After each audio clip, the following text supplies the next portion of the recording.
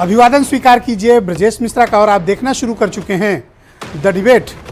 बहनों भाइयों, जैसा कि मैंने पहले कहा कि उत्तर प्रदेश जीतने के लिए भारतीय जनता पार्टी ने एड़ी चोटी का जोर लगा दिया है और ये जोर यूं ही नहीं लगाया है, इसके पीछे वो रिसोर्स भयंकर गर्मी में भी जनता के बीच जा रहे हैं। आज भारतीय जनता पार्टी के बड़े नेताओं ने, आपको जानकर ताज्जुब होगा लेकिन ये सच है कि आज 45-46 डिग्री टेम्परेचर में भारतीय जनता पार्टी ने 1-2 नहीं 10 रैलियां की प्रदेश के भीतर। कितनी? 10। छोटे बड़े नेताओं ने, राष्ट्रीय नेताओं ने भी आज एक साथ 10 रैली करके उत्तर प्रदेश में बीजेपी के मिशन 2024 में सारी सीटें जीतने के लिए पूरी ताकत झोंक रखी है। विपक्ष के पास इसका कोई काट है? आज की डिबेट इसी विषय पर है। बहनों भाइयों, आज जब सूरज एकदम तपिश पर, आसमान से आग बरसा रहा हो, भयंकर गर्मी कि घर से निकलने के भी हौसले पस्त हो जाएं, तब भारतीय जनता पार्टी के 10 बड़े लीडर्स, जिसमें यूपी के चीफ मिनिस्टर, यूपी के बीजेपी के अध्यक्ष, deputy chief minister Keshav Prasad Maurya, केंद्रीय मंत्री नरेंद्र सिंह तोमर और बड़े नेताओं ने, अरुण सिंह राष्ट्रीय महामंत्री, इन लोगों ने आज उत्तर प्रदेश के भीतर 1-2 नहीं 10 रैलियां की। इस मौसम में जब लोग घरों से निकलने को तैयार नहीं है, तब पूरी बीजेपी की लीडरशिप सड़कों पर है, जनता के बीच मौजूद है और अपनी उपलब्धियों के साथ है। पब्लिक को कन्विंस करने की कोशिश है। आप सहमत हो सकते हैं या असहमत हो सकते हैं, दोनों बातें हैं, लेकिन बीजेपी की जो चुनावी शैली है उसका मुकाबला विपक्ष के लिए करना बड़ी टेढ़ी खीर साबित होता है, वो भी इस परिवेश में, इस मौसम में, और कार्यकर्ता भी आ जाते हैं। सोचिए कि इस गर्मी में जब आप अपने घर के भीतर बिना पंखा, एसी, कूलर के रह नहीं पाते हैं, तब ये हजारों लोगों के बीच रैलियां कर रहे हैं। कैसे लोगों का प्रबंधन होता होगा, कैसे दोपहर सुबह पहुंचते होंगे और कैसे कार्यक्रमों को करते होंगे। शायद यही पॉलिटिकल कमिटमेंट बीजेपी को दूसरे दलों से एक स्टेप आगे करता है। और ऐसा नहीं कि विपक्ष में कोई पॉलिटिकल कमिटमेंट नहीं है। इस भरी गर्मी में और जब इस आसमान से आग बरसाती धूप के बीच समाजवादी पार्टी भी काम कर रही है और दल भी काम कर रहे हैं, लेकिन बीजेपी बहुत आक्रामकता के साथ चुनाव लड़ रही है। आज मैं ये बताना चाहता हूँ कि मौसम की परवाह नहीं, रिसोर्स की कमी नहीं, जनता के बीच जाना है, अपनी बात कहना है, चाहे वो मल्टी वे कम्युनिकेशन हो, चाहे वन वे कम्युनिकेशन हो, पर बीजेपी जनता के बीच जाकर अपनी बात रख रही है। आप सहमत असहमत के दोनों चीज का स्वागत होना चाहिए। तो लोकसभा चुनाव की तैयारी में बीजेपी उत्तर प्रदेश में क्या कर रही है, ये जानना विपक्ष के लिए बेहद आवश्यक है और आपके लिए भी। उत्तर प्रदेश एक ऐसा राज्य है, 80 सीट भारतीय जनता पार्टी ने यहां पीक छुआ है। 73 सीटें जीतकर 2014 में, जब सपा बसपा का गठबंधन हुआ तब भी उस वक्त तो 64 सीटें जीतने में कामयाब हुए थे। तो बीजेपी उत्तर प्रदेश को लेकर कोई रिस्क नहीं लेना चाहती है। मैं कई डिबेट में ये बात कह चुका हूं। कारण, यहां की 80 सीटें जो दिल्ली का रास्ता क्लियर करेंगी, वरना कोई कारण नहीं है कि इस मौसम में बीजेपी के लीडरान जनता के बीच हैं। और यही वो बात है जो बीजेपी को बाकी दलों से थोड़ा आगे रखती है। सांसदों का रिपोर्ट कार्ड हो, जनता के बीच जाना है। सांसद नहीं जा रहे हैं, कोई बात नहीं, केंद्रीय नेता जाएंगे, राज्य के नेतृत्व जाएगा, सरकार के मिनिस्टर जाएंगे, पर कार्यकर्ताओं में मोमेंटम बनाकर रखते हैं। यही मोमेंटम बीजेपी की ताकत है। चलते रहो, चलते रहो। तो विपक्ष के नेताओं को भी इससे सीख लेना चाहिए, सबक भी लेना चाहिए। लोकतंत्र में और भारत का जो संसदीय लोकतंत्र है, बहनों भाइयों, उसमें हेड्स काउंट होते हैं। आपके विचार बहुत उज्जवल हैं, बहुत अच्छी बात है। आप बहुत अच्छे नेता हैं, बहुत बढ़िया बात है। आप जनता की बातें बहुत सुनते हैं, विकास के काम बहुत करते हैं, अच्छी बात है। पर end of the day result matter करता है। हेड काउंट्स किए जाते हैं। हेड काउंट्स ऐसे ही होंगे और हेड ऐसे ही बढ़ेंगे जब आप जनता के बीच होंगे, लोगों तक अपनी बात पहुंचाते रहेंगे।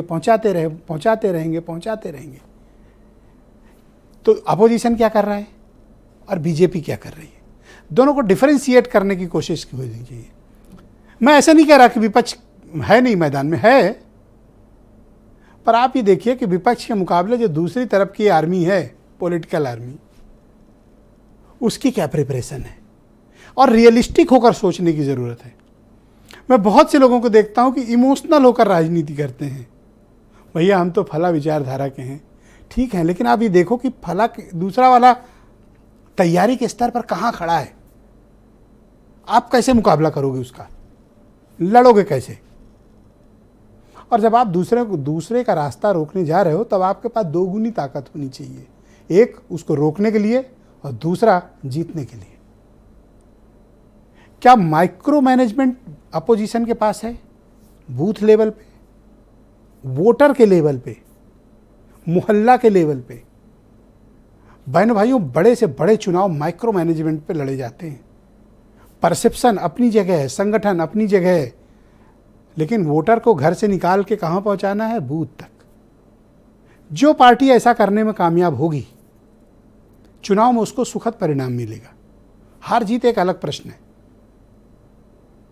लेकिन अब लड़ाई एक एक वोटरों की है। सीट की लड़ाई नहीं रह गई, अब लड़ाई चली गई बूथ तक। तो जिसका बूथ मैनेजमेंट अच्छा है, बूथ कैसे मैनेज होगा? कार्यकर्ताओं से। कार्यकर्ता कैसे जुड़ेंगे? रैलियों से, राजनीतिक कार्यक्रमों से, विचारधारा से, मुद्दों से।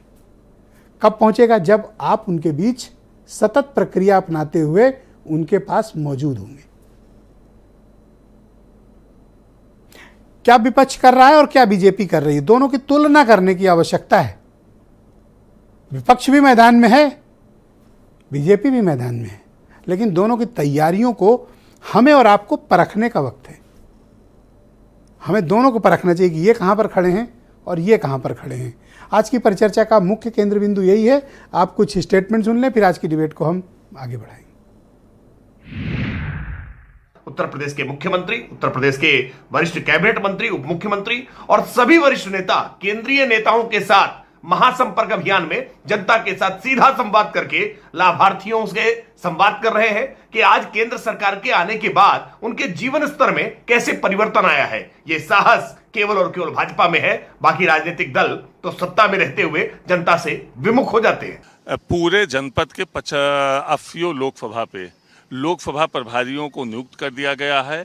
विधानसभावार वो बैठक कर रहे हैं। जैसे मेरे ही लोकसभा में अमेठी में श्री सुनील सिंह यादव फाजन जी को प्रभारी और मुनीर अहमद जी को प्रभारी बनाया गया है। अभी उन्होंने सभी विधानसभाओं में बैठक किया।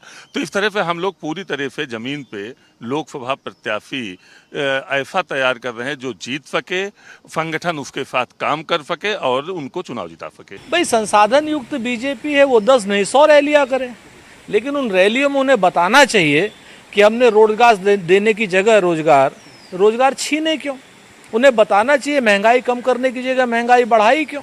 70 रुपये के तेल को 200 रुपये का क्यों किया, दाल को क्यों बढ़ाया, पेट्रोल को क्यों बढ़ाया। इन बातों का जनता को जवाब दें। तो बहनों भाइयों, आज की परिचर्चा को आगे बढ़ाते हैं। हरीश चंद्र श्रीवास्तव उत्तर प्रदेश में भारतीय जनता पार्टी के प्रवक्ता हैं। मनोज काका समाजवादी पार्टी के प्रवक्ता हैं। ओंकार नाथ सिंह उत्तर प्रदेश में कांग्रेस के सीनियर लीडर और प्रवक्ता हैं। वैभव माहेश्वरी आम आदमी पार्टी से हैं और ब्रजेश शुक्ला जी उत्तर प्रदेश के जाने माने राजनीतिक मामलों के पत्रकार और वीरेंद्र सिंह जी हमारे स्टेट हेड। बहुत शुक्रिया और धन्यवाद आप सभी का इस कार्यक्रम में जुड़ने के लिए। हरीश जी, बहुत दिनों के बाद आप डिबेट पर नजर आए हैं, आपका विशेष स्वागत है। ये इतनी धूप है, इतनी गर्मी है, थोड़ा तसल्ली दो कार्यकर्ताओं को। क्यों इतनी गर्मी और धूप में उन्हें परेशान कर रहे हो आप लोग? थोड़ा तो उनको आराम दीजिए, कम से कम मौसम का ध्यान रखिए। आजकल कितनी हीट वेव चल रही हैं, कैसे कैसे दुखद सूचनाएं आ रही हैं पूर्वांचल से, लेकिन आपको रैली की सूझी है सर।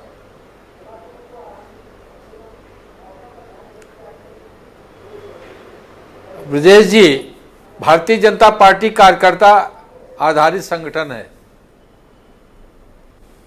और भारतीय जनता पार्टी का नेतृत्व जब कोई अभियान, जब कोई कार्यक्रम अपने कार्यकर्ताओं को सौंपता है तो कार्यकर्ता पूरी निष्ठा और पूरे मनोयोग के साथ उस कार्यक्रम के लक्ष्य को प्राप्त करने के लिए सतत उसमें लगते हैं।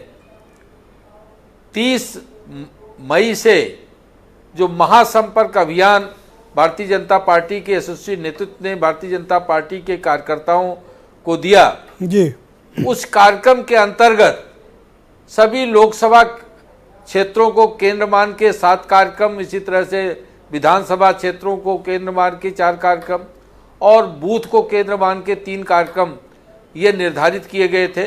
और उसमें एक एक कार्यकर्ता की जिम्मेदारी लगाई गई थी कि कौन सा कार्यकर्ता किस लोकसभा क्षेत्र में किस कार्य को का संयोजन करेगा, किसका नियोजन करेगा।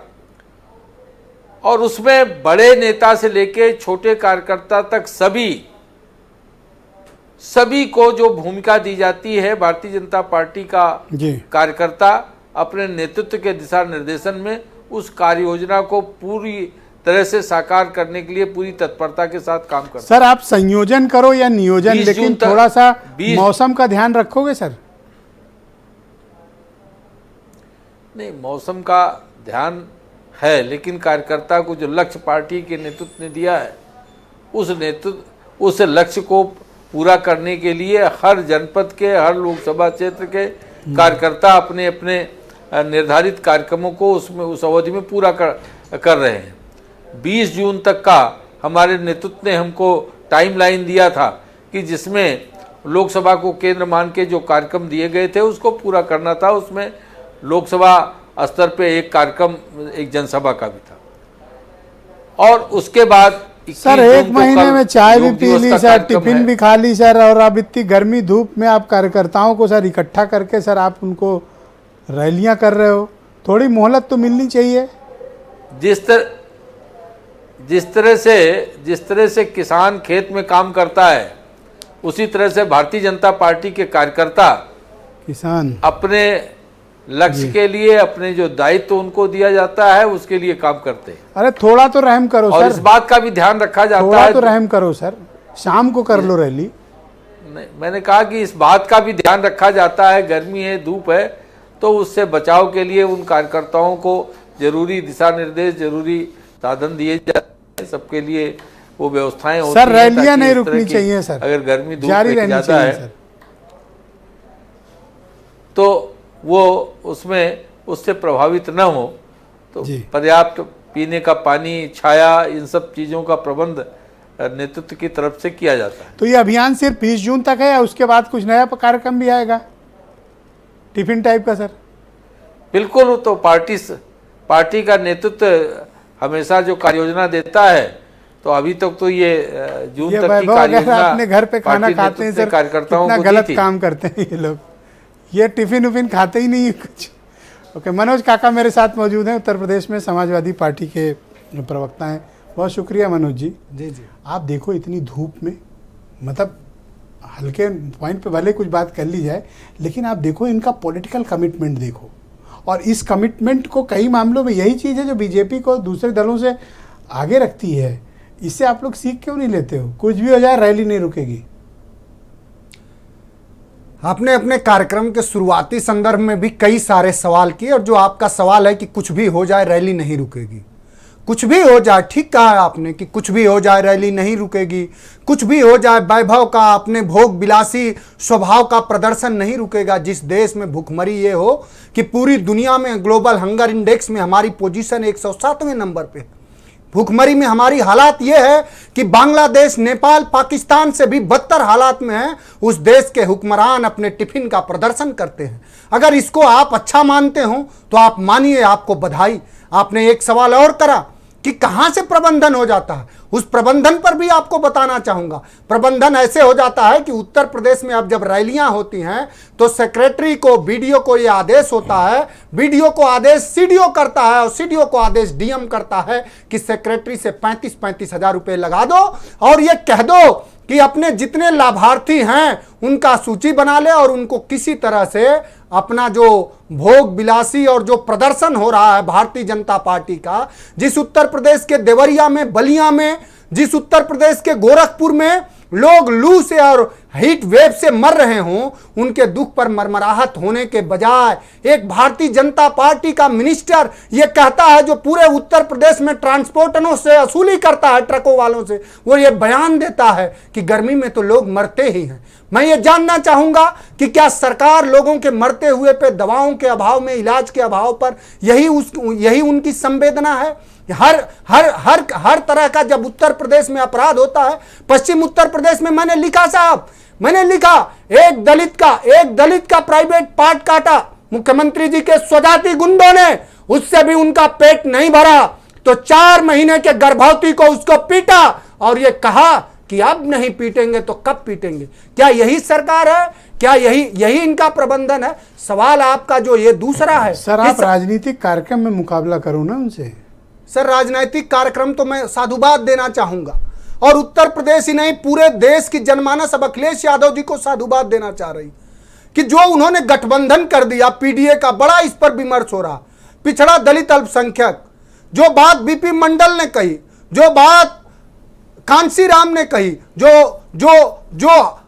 एक कसक बाकी रह गई थी श्रद्धेय नेताजी में, उस सब को पूरा करने का जो संकल्प राष्ट्रीय पीडीए बना तो लिया आपने, लेकिन पीडीए वालों को बताना भी तो पड़ेगा कि ये आपका गठबंधन है। ये कौन बताएगा? मैं समझता हूं, जाना पड़ेगा ना उनको। मैं समझता हूं कि आप जैसा जनवादी पत्रकार और बताइए कि क्या कर रहे हैं संस्थान, लोग दिख रहा है ना प्रत्यक्ष को, साफ प्रत्यक्ष को कोई प्रमाण की आवश्यकता थोड़ी होगी। उत्तर प्रदेश के लोग जानना चाह रहे हैं कि आप बलिया में एक यूनिवर्सिटी में जब वैकेंसी निकलेगी 25 असिस्टेंट प्रोफेसर की, तो उसमें 25 के 25 सिर्फ 1-2 जाति के लोग भर जाएंगे। जब बांदा में एक यूनिवर्सिटी में 13 प्रोफेसरों की नियुक्ति होगी तो 13 के 13 सिर्फ मुख्यमंत्री जी के स्वजाति लोग हो जाएंगे। उत्तर प्रदेश के कृषि विश्वविद्यालयों में किनकी होगी? उनकी हो। तो ये तो दिख रहा, दलित पिछड़ा दिख रहा। खा के राजनीति कर रहे हैं, और समाजवादी भूजा खा के राजनीति करते थे, भूजा और गुड़। जिस दिन आप वो खाते दिखेंगे मैं बता दूंगा। मैं साहब आपसे बता दूं, आपने हालांकि साधुवाद, आप समाजवादियों का पूरा सतत संघर्ष जानते हैं, मैं आपको भी जानता हूं व्यक्तिगत तौर पर, और ये बता दूं कि देश के पहले ऐसे नेता अखिलेश यादव होंगे। मैं आपको अनेकों लोगों का उदाहरण दे दूंगा जो सुबह के 6 बजे से रात के 2 बजे तक अपने कार्यकर्ताओं के सीधे संपर्क में रहते हैं, और उसके कई सारे उदाहरण सभी को पता है। ये और उनकी चिंता नहीं देता कि आज ये एक नहीं 10-10 रैली की हैं, 10। मैंने उसके प्रबंधन का आपको बताया कैसे। अरे उनकी 10 हो रही है, हमारे यहाँ आज 80 20 कर लो। हम सारे जनपदों में हमारे प्रभारी नियुक्त हैं, राष्ट्रीय अध्यक्ष जी लगातार लोगों के संपर्क में हैं, और आपको बता रहे हैं ये जो पीडीए का गठबंधन है, इससे बहुत भारतीय जनता पार्टी घबराई हुई है। अब तो जो अन्य दलों में भी लोग हैं वो जान रहे हैं कि अब पहली बार बीपी मंडल का, पहली बार बाबा साहब का, पहली बार डॉक्टर लोहिया का जो संकल्प है उसकी पूरी बड़ी बात कर दी है आदरणीय राष्ट्रीय अध्यक्ष अखिलेश यादव जी ने। और अब तो अब आप जातियों का गठबंधन करेंगे, राजनीतिक गठबंधन नहीं। पीडीए वही है, जातियों का गठबंधन नहीं है।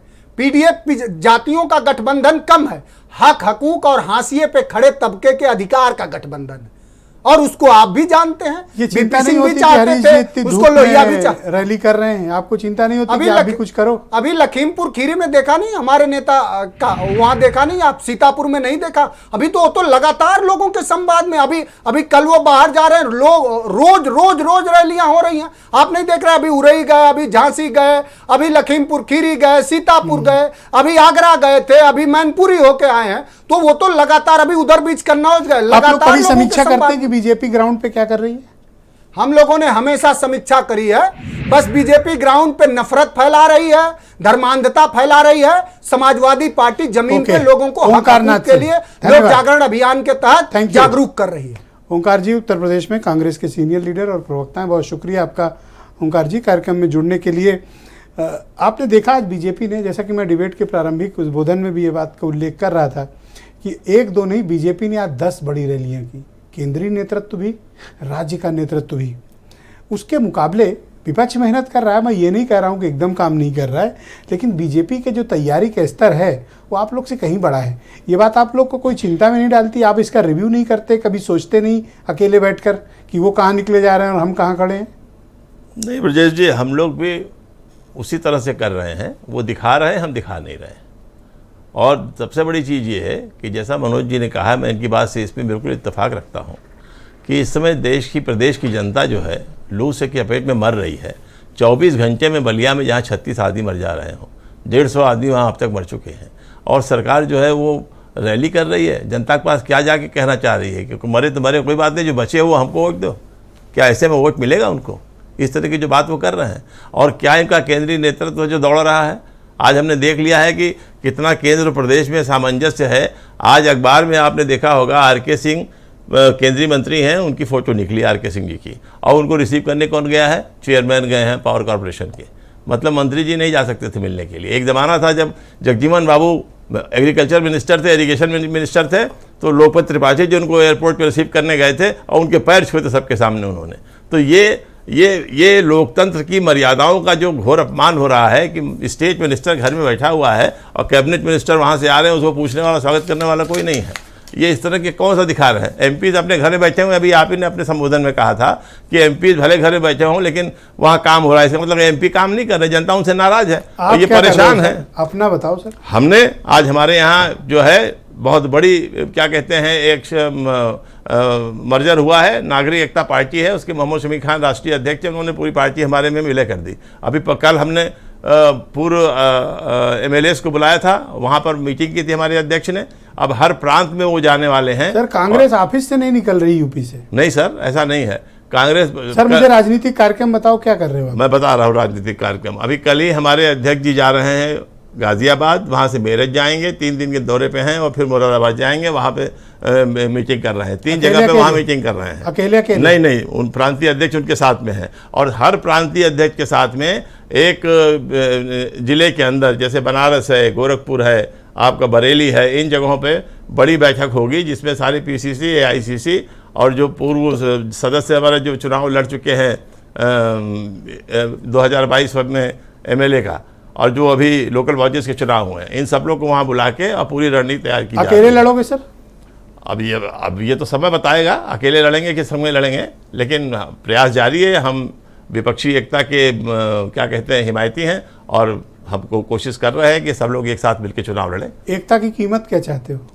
कोई कीमत नहीं है एकता में, तो जब सब लोग मिलकर लड़ेंगे तो उसमें कीमत क्या है? सबको कुछ ना कुछ देना पड़ेगा। भैया 2% हैं आप, 2 विधायक हैं। देखिए 2% तो 3% की बात नहीं है, जो बनता है ले लो। हम 2% तो 3% की बात नहीं है, ये तो ऊपर नेतृत्व तय करेगा। जो लोग हैं, फैक्चुअल बात है ना, आप भी तो फैक्चुअल आदमी हैं। वो तो नेतृत्व तय करेगा, वो हमारे हाथ में नहीं है कि हम आपको बता दें कि हम 2% ले लेंगे, चाहे 1% ले लेंगे, चाहे हम ना लें, वो अलग बात है। अरे मुझ पे गुस्सा हो रहा है? मैं तो नहीं, आप पे गुस्सा होने का सवाल ही नहीं है भाई, आप पे क्यों गुस्सा होंगे? लेकिन जो बात हो रही है, सबसे बड़ी चीज ये है, देखिए कहीं भी बात कोई किस पे होगी? फैक्ट पे तो होगी ना। हाँ, तो फैक्ट तो हो रहा है। क्या है फैक्ट? हो रहा है कि हम पूरे देश के अंदर नंबर 2 की पार्टी, ठीक है, और यूपी जहाँ और 11 करोड़ वोटर ने हमको वोट दिया था। सर यहाँ पे भी हम बढ़ेंगे, आप देखिएगा किस तरह से बढ़ेंगे, आप खुद देखिएगा। दीजिए सर, आप देखिएगा सर, अभी समय आने दीजिए। अभी जैसे हमने सर कल अखिलेश यादव ने एक स्टेटमेंट दिया था कि जो बीजेपी को हराए हमारे साथ है, तो जा रहे हो? 23 तारीख को सब लोग मिल ही रहे हैं वहाँ पे, पटना में जो रैली हो रही है वहाँ मिल ही रहे हैं सब लोग, सब बातचीत करेंगे। वो बड़े नेताओं की बातचीत है। वो अब आप कह रहे हो कि आप प्रत्याशी भी ढूंढ रहे हो और फिर कह रहे हो मिल के लड़ेंगे। वो तो देखिए पार्टी तो मजबूत करनी पड़ेगी ना, अगर पार्टी मजबूत नहीं करेंगे तो हमसे कौन लड़ेगा? अब की लोग चौकन्ने हैं, 2009 वाला कांड याद है लोगों को। तो अब ये तो समझदार आप अगर हैं तो और लोग भी समझदार होंगे, है ना?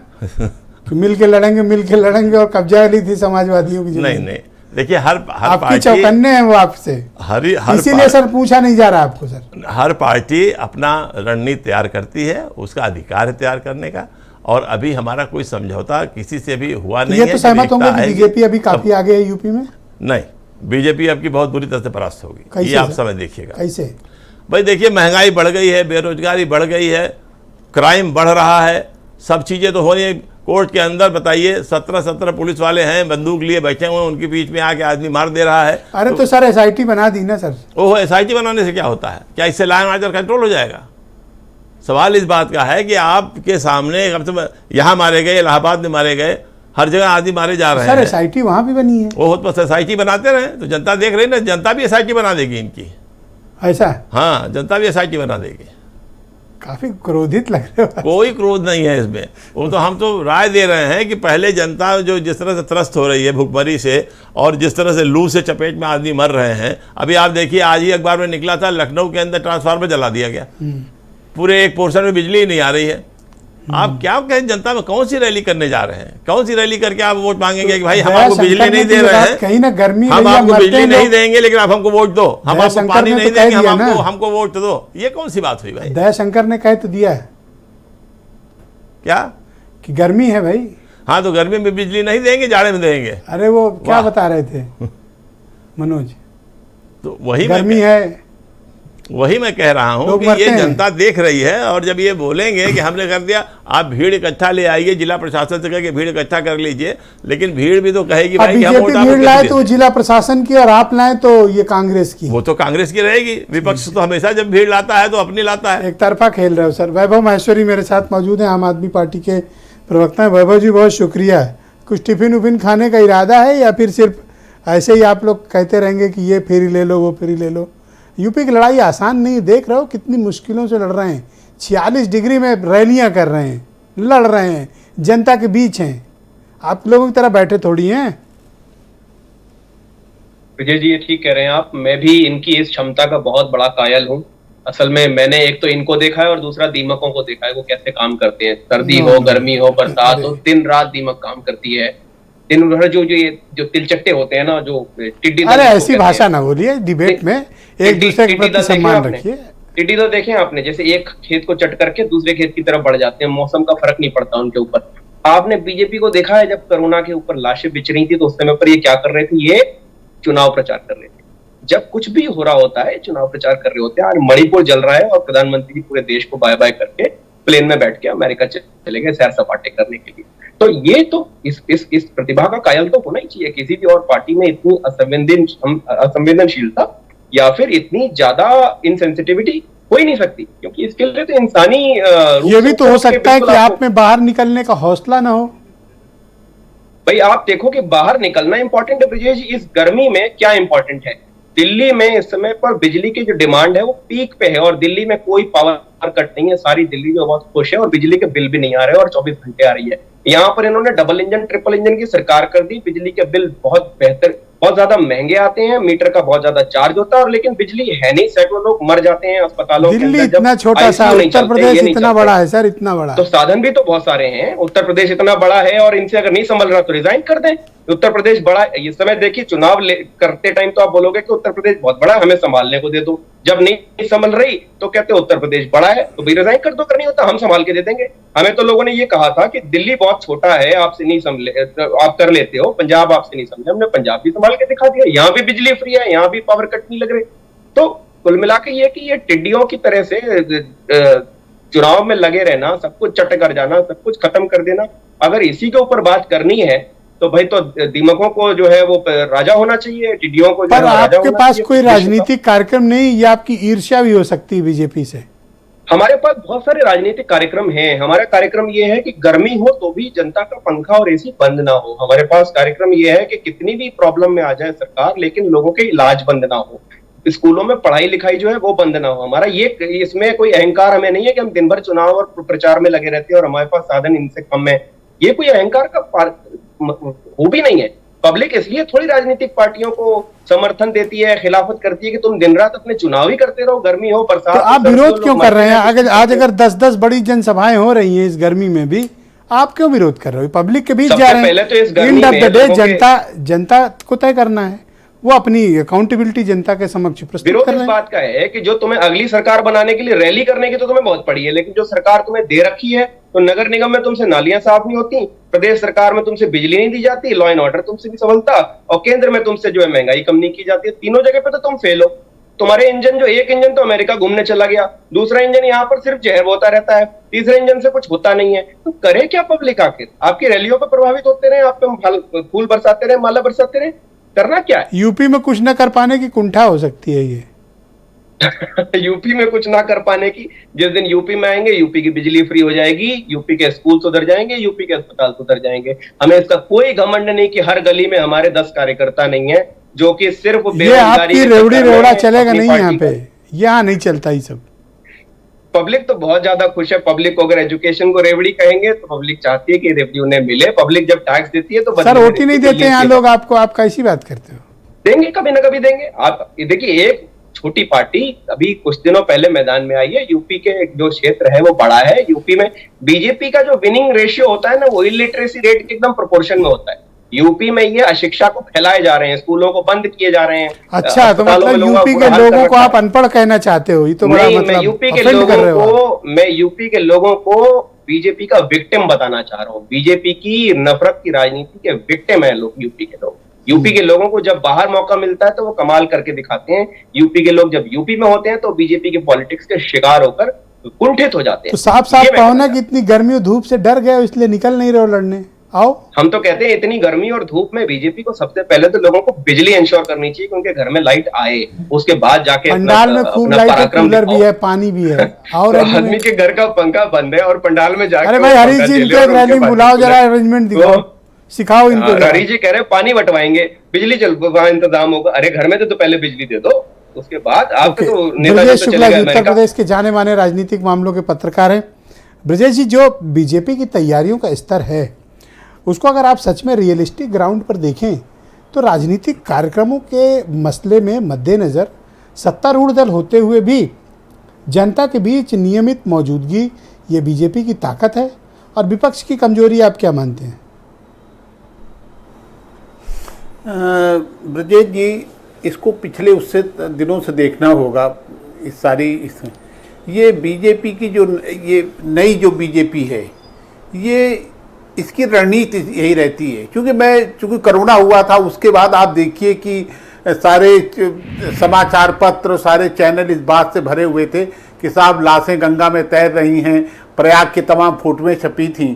और मुझसे कुछ नेता मिले थे विपक्ष के, उन्होंने कहा था कि साहब कोई आदमी थूकना नहीं चाहेगा इस पार्टी के। लेकिन उस समय मैंने देखा था कि बीजेपी के लोग गांव जा रहे थे और घर घर जाके पूछ रहे थे कि आपको अनाज मिल रहा कि नहीं मिल रहा, आपको क्या क्या मिल रहा है, क्या क्या नहीं। तो मुझे लगता था कि इतनी बड़ी त्रासदी और इतना सब कुछ ये लोग जा रहे हैं तो इसका असर क्या होगा। आप वास्तव में जो आप कर रहे हैं ये तभी सफल हो सकता है जब आप लोगों तक जाएं और उन्हें बताएं जाकर के, उनसे पूछे जाके कि धरती तक पहुंच रही योजनाएं कि नहीं पहुंच रही हैं, उनका लाभ धरती तक पहुंच रहा है कि नहीं पहुंच रहा है। अब बीजेपी इसमें महारत थी बीजेपी को। अब आप उसको बहुत हल्के ढंग से ले सकते हैं, बहुत ये कि साहब लोग नाराज होंगे, उनका मजाक उड़ा सकते हैं या लाइट मोड में कोई बात कह सकते हैं, पर बीजेपी के लीडरशिप का जो कमिटमेंट है वो कमिटमेंट उनको एक डिफरेंट लेवल पे पॉलिटिकली ले आता है।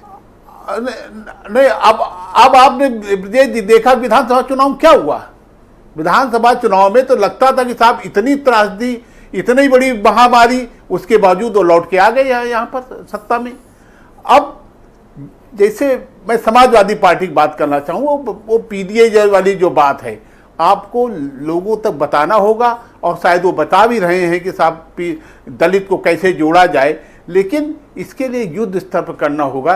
बीजेपी जो ये कार्यक्रम, इसके दो हिस्सों में मैं बांटना चाहूँगा। एक तो ये रैलियाँ कर रहे हैं, दूसरा शायद प्रधानमंत्री जब अमेरिका से लौटेंगे तब एक और योजनाएं शुरू होंगी जो बीजेपी प्रधानमंत्री करते रहे हैं, जो वो लाभार्थी वर्ग है उसके लिए तमाम योजनाएं बहुत जल्दी आपको देखने को मिलेंगी।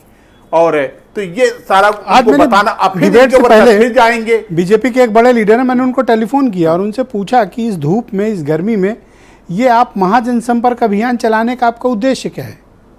तो उन्होंने कहा 30 जून के बाद प्रधानमंत्री की यहाँ रैलियाँ शुरू होने जा रही हैं, कार्यक्रम शुरू होने जा रहे हैं, हम मोमेंटम तैयार कर रहे हैं।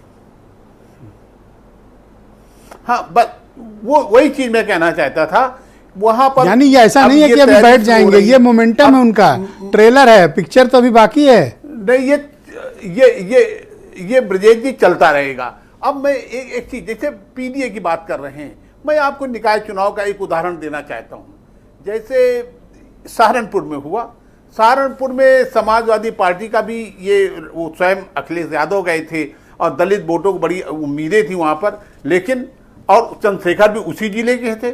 लेकिन यदि आप वहाँ के आंकड़े उठा के देखेंगे तो आपको लगेगा दलित वोट पूरी तरह मायावती के साथ शिफ्ट हो गया जाके वहाँ पर। तो इस सब के लिए लड़ाई लड़नी पड़ती है। ये नहीं आप हंसी मजाक करके कुछ भी कर सकते हैं, लेकिन इसके लिए जूझना होता है, इसके लिए लड़ना होता है, इसके लिए जनता के बीच जाना होता है और आपको अपनी हारी हुई बाजी को जीतने के लिए जुगाड़ मतलब पूरी ताकत लगानी होती है जी। तो बीजेपी ये कर रही है। आने वाले दिनों में ये अभियान और तेज होगा। अब देखना होगा कि विपक्ष में विशेष रूप में समाजवादी पार्टी की बात करना चाहूंगा, वो इसका कैसे प्रतिकार करते हैं और कैसे इस लड़ाई को लड़ते हैं। वीरेंद्र सिंह जी भी हमारे स्टेट हेड हैं, इस कार्यक्रम में जुड़ चुके हैं। वीरेंद्र जी, आज बीजेपी की 10-10 रैलियां इस गर्मी में, इस धूप में, इससे हासिल क्या होने वाला है उनको? इसको देखिए 2024 के लोकसभा चुनाव की तैयारियों के तौर पर माना जा रहा है और एक बीजेपी एक बड़ी पार्टी है, उनके पास सरकार है, दोनों जगहों पर संगठन है, नेताओं की बड़ी संख्या है। वो मुख्यमंत्री से लेके केंद्रीय मंत्री और दोनों डिप्टी सीएम उनके लगे हुए हैं, प्रदेश अध्यक्ष लगे हैं। तो भाई वो चाहे हीट वेव चले और चाहे तूफान आए, उनके पास संसाधन है। हेलीकॉप्टर उड़ रहा है, जहाज चल रहा है, गाड़ियां उनकी चल रही हैं, रैलियां हो रही हैं, कार्यकर्ताओं को काम मिला हुआ है। और चुनाव तो देखिए, ये नेता जानते अच्छी तरह से बीजेपी 10 साल से सत्ता में है। केंद्र का चुनाव बहुत बड़ा चुनाव है। अगर हार गए तो कांग्रेस की सत्ता आ गई तो जीने नहीं पाएंगे और इसलिए जीत हर हाल में चाहिए। और उत्तर प्रदेश से अकेले जीत मिलेगी और यूपी सबसे बड़ा राज्य है, यहाँ ज़्यादा सीटें जीतनी है। बीजेपी का सबसे बड़ा लक्ष्य ही उत्तर प्रदेश है। तो इसमें क्या मई, क्या जून, क्या जुलाई, काम तो करना पड़ेगा, क्योंकि ये करो और मरो की स्थिति रहती है। 5 साल अगर आपने एक बार चुनाव जीत लिया, 5 साल आप आराम करिए, मौज करिए, मनमानी सत्ता चलाइए।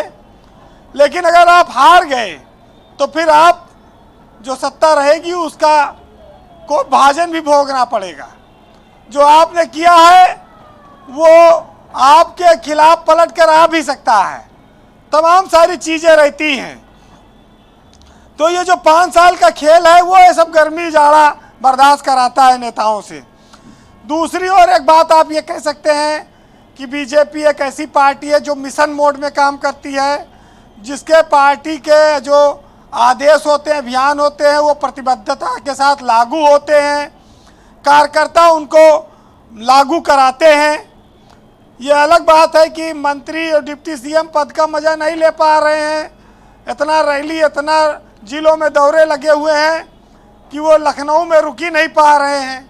तो इधर तबादला सत्र का सीजन भी चल रहा है, मंत्रियों के पास काम करने का मौका कम लग पा रहा है। बात यह है कि विपक्ष को लोग कमज़ोर कहते हैं। अच्छा, विपक्ष बीजेपी की सरकार में अगर आंदोलन कर दे तो उसके 90% नेताओं पर मुकदमा हो जाएगा, उनका करियर खराब हो जाएगा, जेल चले जाएंगे। इस सरकार में आंदोलन करना आसान नहीं है, क्योंकि सजा कानून इतनी तेज कोर्ट दे रही है कि सांसद और विधायक तो तुरंत ही निपट जाते, जो बने नहीं है उनके लिए आगे का रास्ता बंद हो जाएगा। तो कौन जाएगा अपना सर ओखली में देने?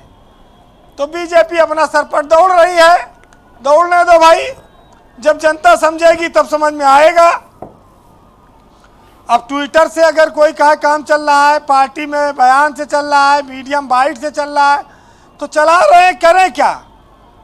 देखिए, ये जो अभियान है बीजेपी का, आप इसको तैयारी के तौर पर देखिए, लेकिन सांसदों की कारगुजारियों को नापने के तौर पे भी आप इसको देखिए कि जहाँ जहाँ सांसदों को लेकर गुस्सा है, जहाँ जहाँ सांसदों को लेकर नाराजगी है, वो भी बीजेपी इसमें मापेगी और भांपेगी, क्योंकि इस बार ऐसा लगता है, टिकट भी काटेगी।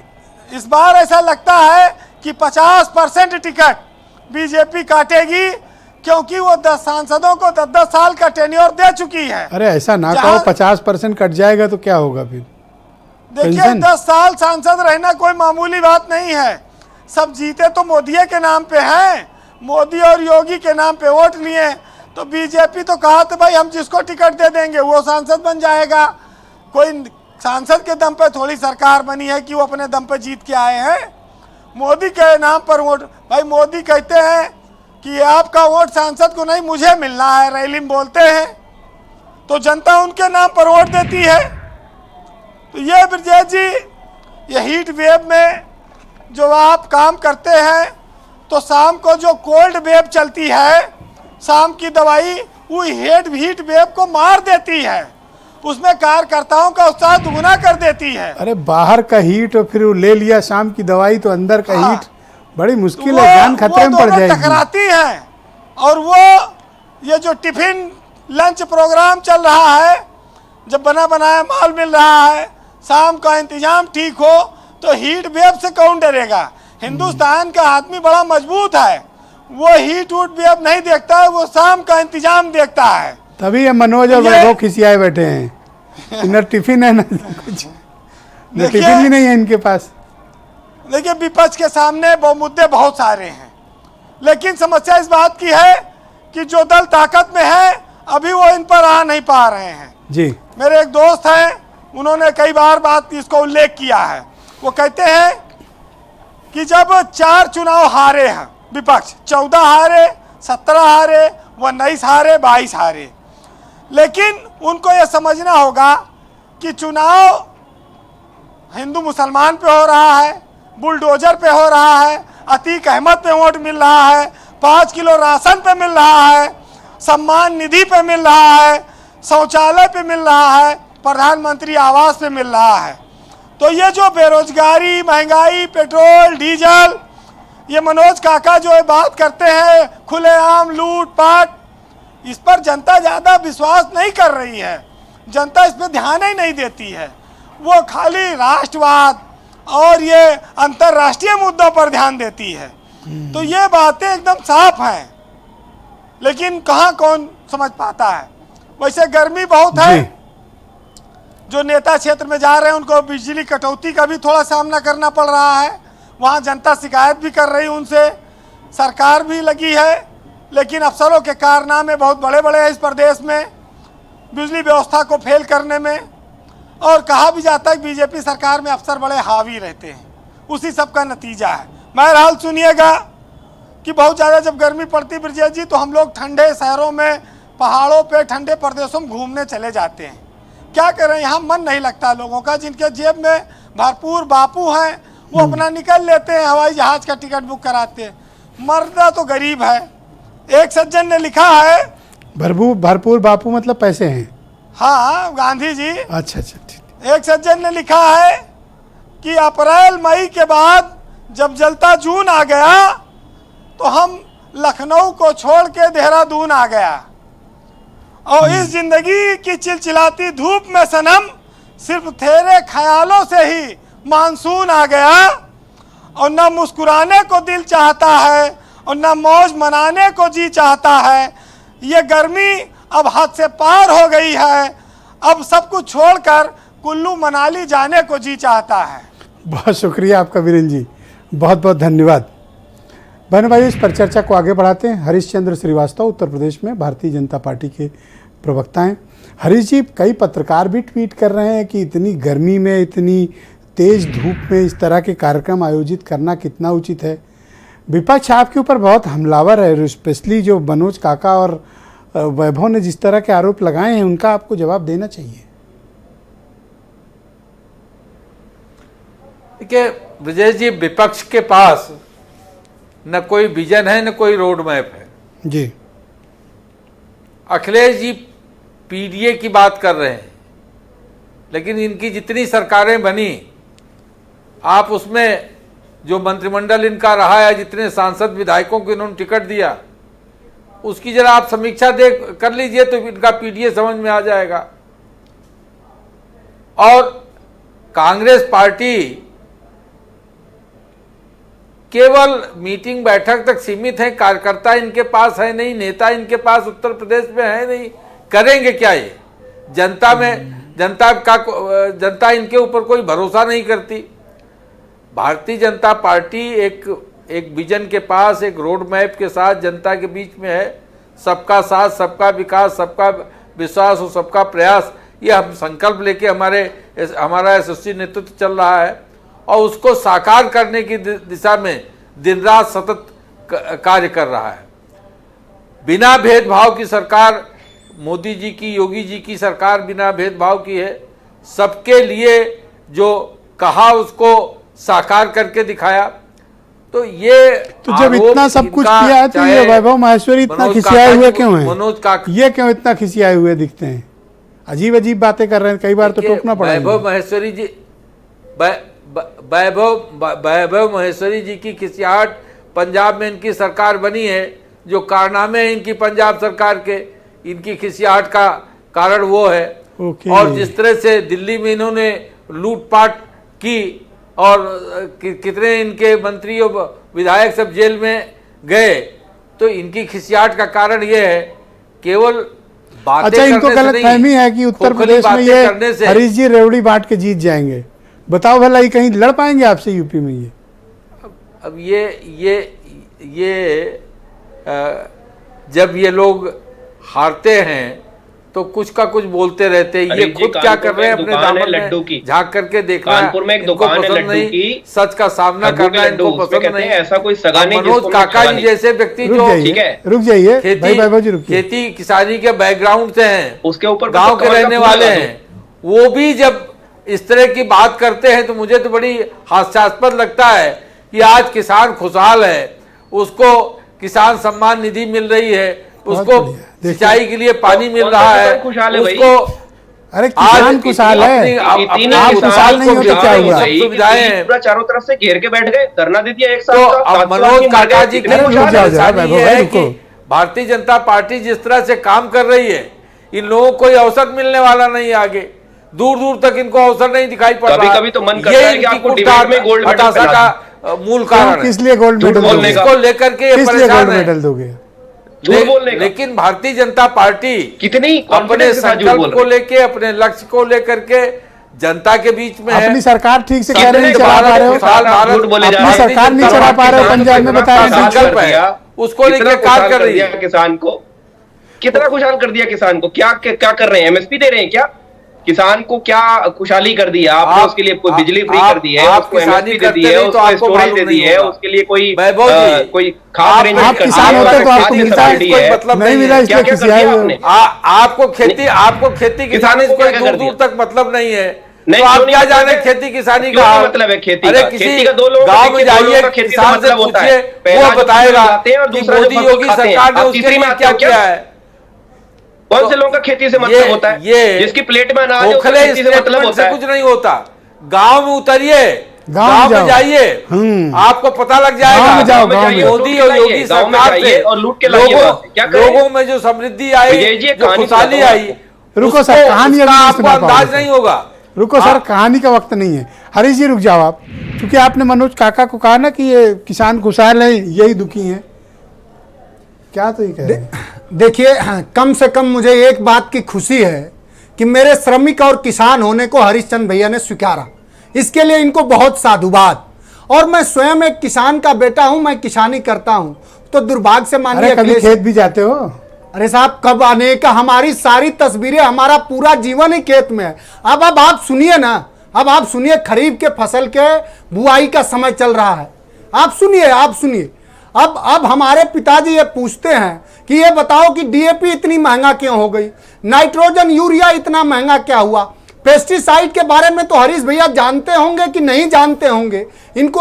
और जो उत्तर प्रदेश का आंकड़ा आया है गेहूं के खरीद का, जो रबी के फसल के खरीद का उत्तर प्रदेश में आंकड़ा आया है, विगत 10 सालों में सबसे कम गेहूं अब की बार उत्तर प्रदेश की सरकार ने खरीदा।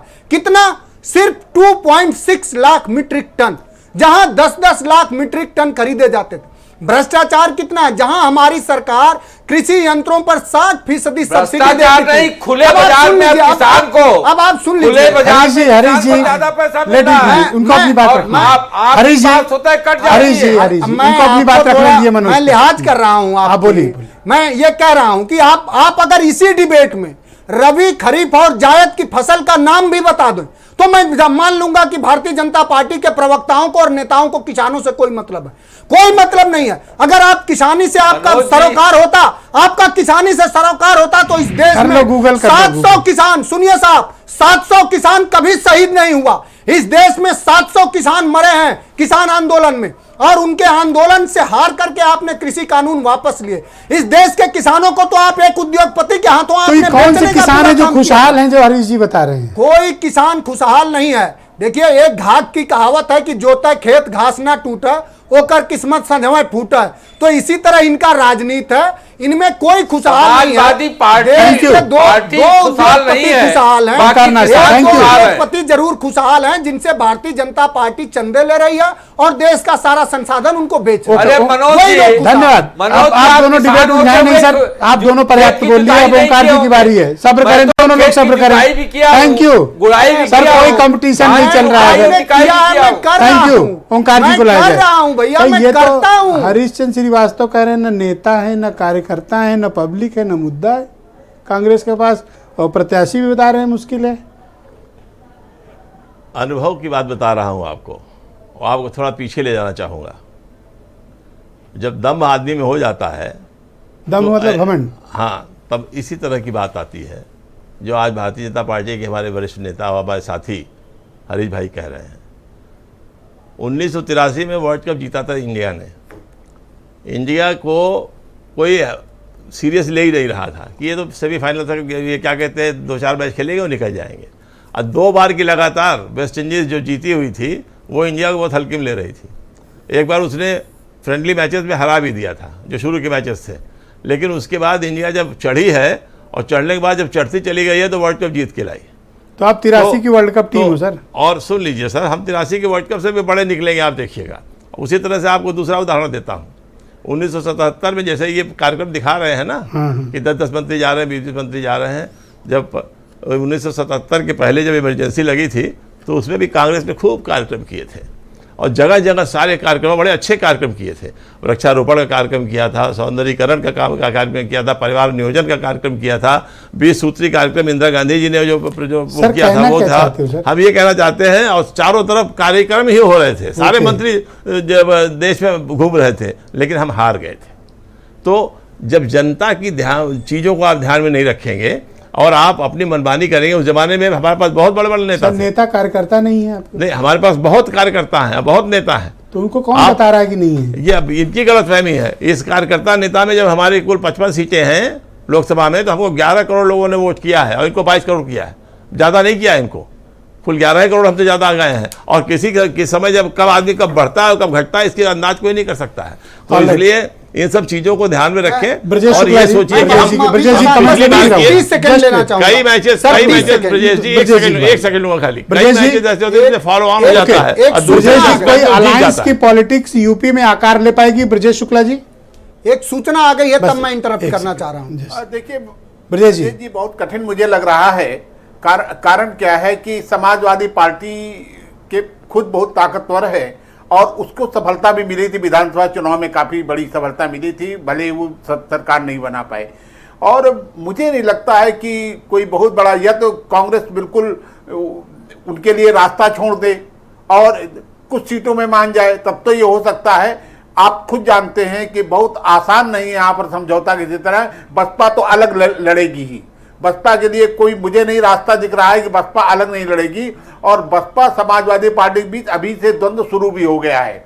लेकिन कांग्रेस का समझौता होगा, मुझे अभी दूर की कौड़ी लग रही है, और मुझे नहीं लगता है कि ये एक संभावना बहुत ज्यादा बलवती है। मनोज काका, आप कुछ कह रहे थे? देखिए, एक सूचना आ गई है, मैं आपसे बता रहा हूं। जब हम कानून और तमाम बात कर रहे हैं, अभी अभी सूचना आई है कि जौनपुर में एक 22 साल के युवा की, सुशील यादव युवा की गोली मार करके भरी बाजार में हत्या कर दी गई।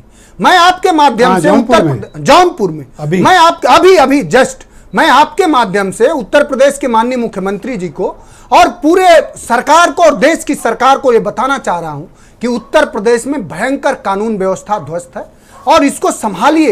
ये हालात किसी के लिए अच्छे नहीं है। बहुत बहुत धन्यवाद। मैं आप सबका बहुत आभार प्रकट करता हूं डिबेट में सम्मिलित होने के लिए। आप सबका बहुत शुक्रिया, और बहनों भाइयों, आप सबका भी बहुत बहुत धन्यवाद इस कार्यक्रम में शामिल होने के लिए। धन्यवाद, नमस्कार।